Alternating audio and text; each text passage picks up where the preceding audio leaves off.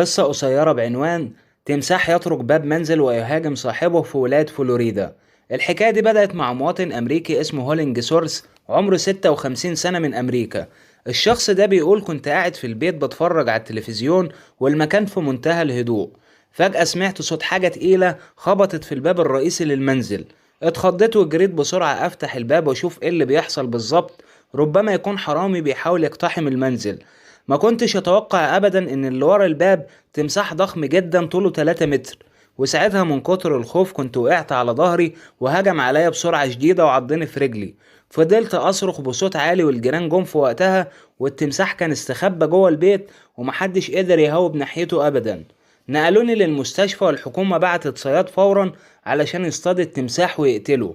اخر حاجة هقولك عليها من باب العلم بالشيء: ان ولاية فلوريدا بيعيش فيها اكتر من 1,300,000 الف تمساح، وهناك بيتم قتل التماسيح باستمرار، لكن اللي بيبدأ طولها من متر ونص فاكتر، لانهم طبعا بيهددوا حياة البشر.